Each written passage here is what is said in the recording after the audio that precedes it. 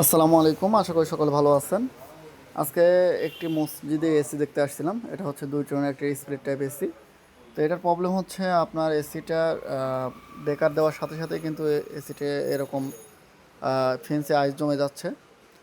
তো এসিতে রিমোট দিয়ে যদি আমি অফ করে দেই ইনডোর, তারপরেও কিন্তু আউটডোর চলতেই থাকে, যার কারণে কিন্তু এরকম ইনডোরে আইস চলে আসতেছে। তো দেখেন, আমরা রিমোট দিয়ে এসিটা যখন অন করতেছি, অন করার সাথে সাথে কিন্তু আপনার যে আইসটা যেটা হচ্ছে সেটা কিন্তু চলে যাচ্ছে। তো এর কারণ হচ্ছে আপনার ইনডোর মোটর না ঘোরার কারণে, ইনডোর ফ্যানটা না ঘোরার কারণে আর কি এই আইসটা জমে যাচ্ছে।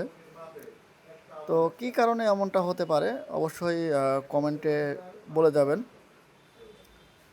যে এসিতে যদি আমি রিমোট দিয়ে চালু করি, সেই ক্ষেত্রে দেখা যাচ্ছে যে চালু হচ্ছে, আবার রিমোট দিয়ে যদি বন্ধ করি সেক্ষেত্রে দেখা যাচ্ছে ইনডোর বন্ধ হচ্ছে কিন্তু আউটডোর বন্ধ হচ্ছে না, যতক্ষণ পর্যন্ত আমি বেকার কিংবা সুইচ বন্ধ না করি।